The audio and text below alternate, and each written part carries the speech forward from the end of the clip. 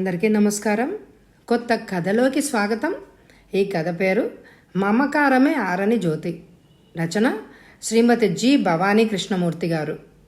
చదువుతున్నది దేవి. చూడగానే తప్పకుండా లైక్ చేయండి ఫ్రెండ్స్. ఇంకా కథలోకి వెళ్దామా? Hello doctor. అతి పరిచయమైన కంఠధ్వని విని తలెత్తి చూసి హాయ్ కమలా, రిలాక్సింగ్గా వెనక్కి చారగిలబడుతూ కమలని ఆహ్వానించాను. ఏమిటిలా బయలుదేరావు అడిగాను నవ్వుతూ. మిమ్మల్ని చూసిపోదామని. తమరు ఎలానో ఏమో బిజీ. తమరి దర్శన భాగ్యం కోసం మేమే తిప్పలు పడాలిగా మరి. కొయ్యి కోతలు ఊరకు రారు మహాత్ములు అన్నారు పెద్దలు. ఏదో పని లేకుండా నువ్వు మాత్రం మా ఆసుపత్రికి ఎందుకు వస్తావు? మహాత్ములు అనే పదం మీ బోటి వారికే గాని మా బోటి వారికి కాదు అంది కమల భుజాన ఉన్న హ్యాండ్ బ్యాగ్ తీసి టేబుల్ మీద పెడుతూ. మనం అందరము ఒక బోట్లో ప్రయాణిస్తున్న వాళ్ళమే నోయ్. ఇంకా రూటు మార్చు తల్లి, నీ భాష వినలేక చూస్తున్నాను. చిరుకోపం ప్రదర్శించేసరికి కమల కూడా నవ్వేసింది. కమల నేను చిన్ననాటి స్నేహితులం.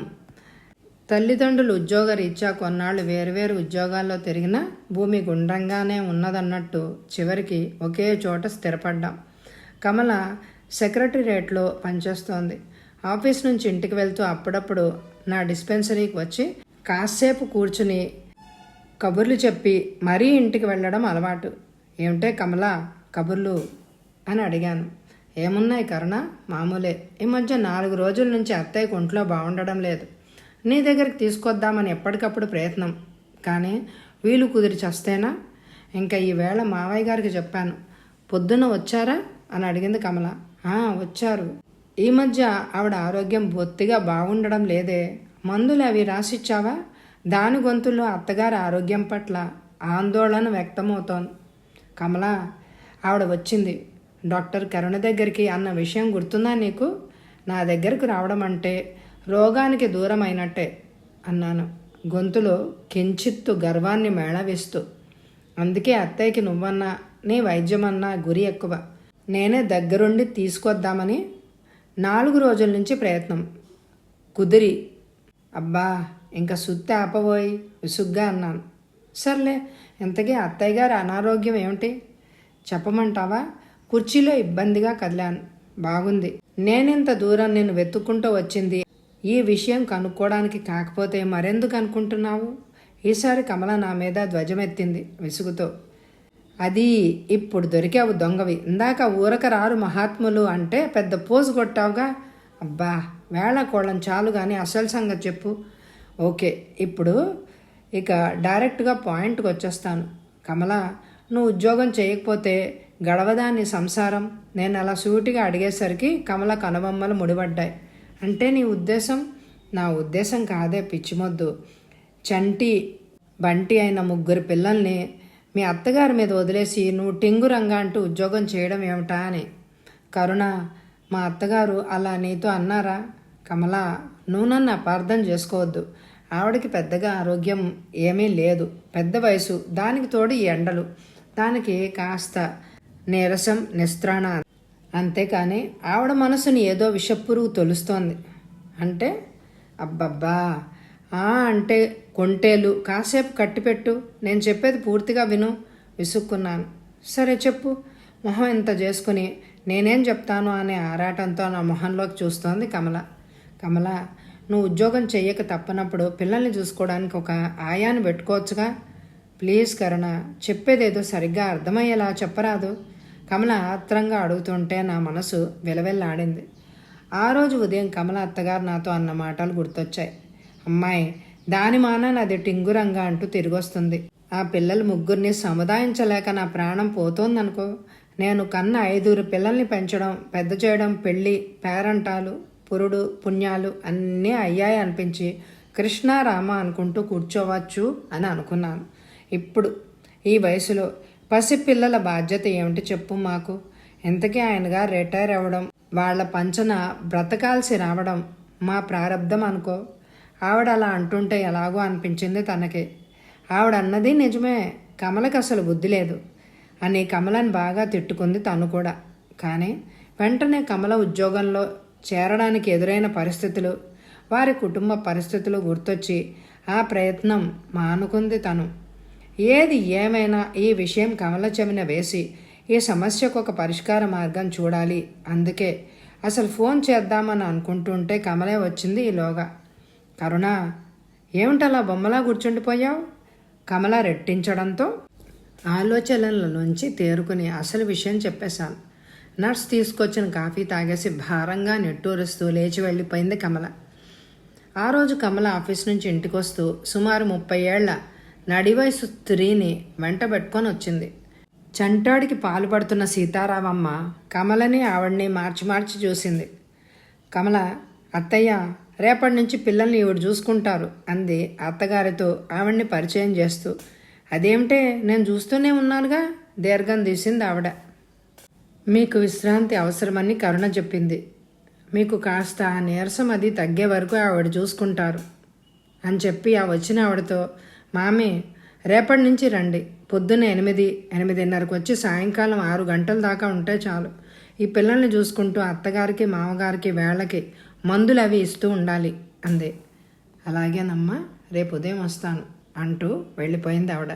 కాళ్ళకు అడ్డం పడుతున్న చంటాన్ని ఎత్తుకొని లోపలికి నడిచి వంట ప్రయత్నం మొదలుపెట్టింది కమల. మరునాటి నుంచి చీకటితోనే నిద్రలేచి వంట ముగించి అందరికీ భోజనాలు పెట్టి తను తిని తినకే హడావిడిగా ఆఫీస్కి పరిగెత్తడం, మళ్ళీ సాయంకాలం పొద్దు ఊకాక ఇల్లు చేరి మళ్ళీ వంట భోజనాలు. కమల యాంత్రిక జీవనంలో మార్పు లేదు. హలో, డాక్టర్ కరుణ స్పీకింగ్. పేషెంట్ని పరీక్ష చేస్తూనే ఫోన్ ఎత్తి అన్నాను అలవాటుగా. హలో డాక్టర్, నేను కమల భర్త రాజారావుని. మీరు వెంటనే బయలుదేరి ఒకసారి మా ఇంటికి రావాలి. What is the matter? What happened? ఆతృతగా అడిగాను. కమలకి ఒంట్లో బాగాలేదు. మాకెందుకో భయంగా ఉంది. రాజారావు గొంతులోని ఆదుర్దా గమనించి వెంటనే బయలుదేరాను. నేను వెళ్ళేసరికి కమలని ఒడిలో పడుకోబెట్టుకుని కాఫీ తాగిస్తోంది అత్తగారు సీతారామమ్మ. రాజారావు నాకు ఎదురొచ్చి లోపలికి తీసుకెళ్ళాడు. కమలను చూస్తే డాక్టర్నైనా నాకే చాలా భయం వేసింది. 2-3 నెలల్లో ఇంత మార్పు? ఆశ్చర్యపోయాను. మనిషి బాగా చిక్కిపోయి ఎముకల పోగులా తయారైంది. కళ్ళ కింద నల్లటి చారలు. పక్కనే కూర్చొని పరీక్ష చేసి ఇంజెక్షన్ ఇచ్చాను. ఏమిటి మరీ ఇంతలా తయారైపోయింది? దానికి తోచకపోతే మీరైనా నా దగ్గరకు ఒకసారి తీసుకురావాల్సింది. కనీసం నాకు ఫోన్ చేసి ఉన్నా నేనైనా వచ్చేదాన్ని. 4-5 సార్లు ఆఫీస్కి ఫోన్ చేస్తే మామూలు మాటలే తప్ప తనకి ఆరోగ్యం బాగాలేదని మాట మాత్రంగానైనా చెప్పలేదు ఇది అన్నాను. కమల ముంగురులు సరిచేస్తూ ఏం చెప్పాలో తోచక చేతులు నలుపుకుంటూ నిలబడ్డాడు రాజారావు. ఇది ఇలా తయారవడానికి పాపిష్టిదాన్ని నేనే కారణం తల్లి. నా బిడ్డ పెళ్లి కోసం అప్పు చేస్తే అవి తీర్చడానికి వేరే మార్గం లేక దీన్ని ఉద్యోగంలో పెట్టాడు నా కొడుకు. పెళ్లికి చేసిన అప్పులు తీరకుండానే పురుళ్ళు పుణ్యాలకి మళ్ళీ అప్పులు. నేను నీతో ఏదో మాట వరుస కంటే నన్ను శ్రమ పెట్టడం ఇష్టం లేక ఈ ఆయాను పెట్టింది. మొగుడు పెళ్ళం ఇద్దరు సంపాదిస్తున్నారు కదా, ఆయాకు 100 రూపాయలు ఇవ్వలేరా అని అనుకున్నానే కానీ ఇద్దరి సంపాదనలో 3 వంతు అప్పు తీర్చడానికే పోతుందని ఆలోచించలేకపోయాను. ఆయాకి ఇవ్వాల్సిన 100 రూపాయల కోసం 2 బస్సులు మారి వెళ్లాల్సిన దూరాన్ని బిడ్డ నడిచి వెళ్ళి నడిచొస్తోందట. ఆఫీస్లో కాఫీ తాగడం కూడా మానేసిందట. ఇందాక ఆఫీస్లో కళ్ళు తిరిగి పడిపోయిందట. దీన్ని తీసుకొచ్చిన దీనితోటి ఉద్యోగస్తురాలు ఏ విషయమే చెప్తే విన్నాను. గుండె చెరువైపోయిందనుకో తల్లి. ఇప్పుడు దీనికేమైనా అయితే నా కొడుకు గతి, ఈ పసివాళ్ల గతి ఏమిటమ్మా?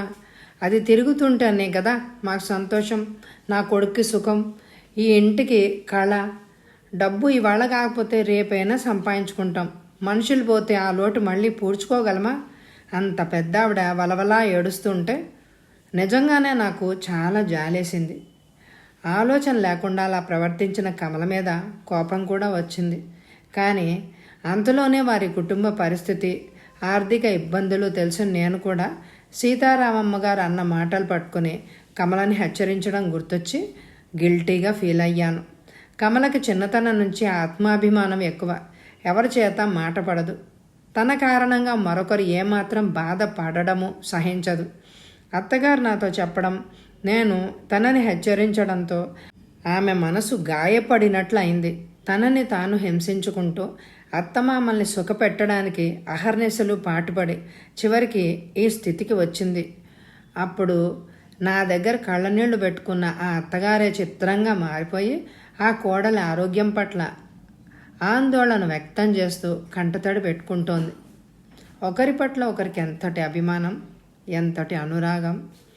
అత్తల ఆరళ్ళు, కోడళ్ల కుంటతనాలు లోక సహజం. కానీ అవి మితిమీరి ఒకరి ప్రాణాలు బలికొనే పరిస్థితి ఏర్పడడం కంటే విచారించాల్సిన విషయం ఏముంటుంది?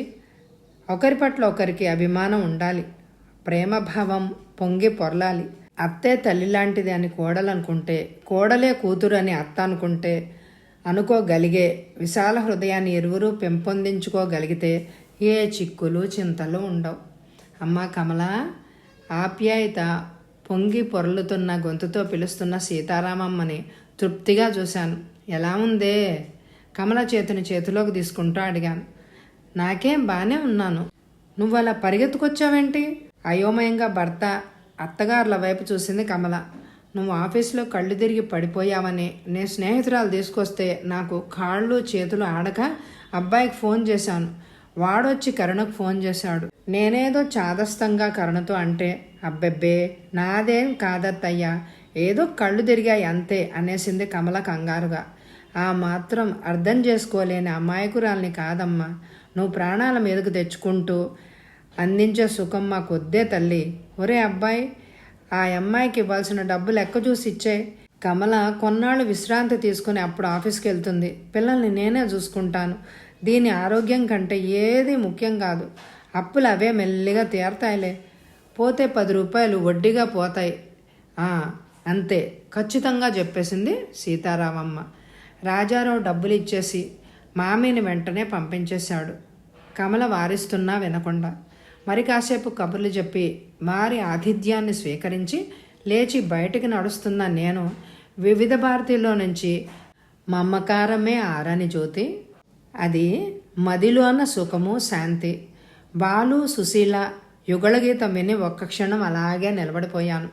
అందరూ అలా ఆలోచించగలిగితే ఈ ఆత్మహత్యలు, హత్యలు, హింసాకాండలు జరిగేవా?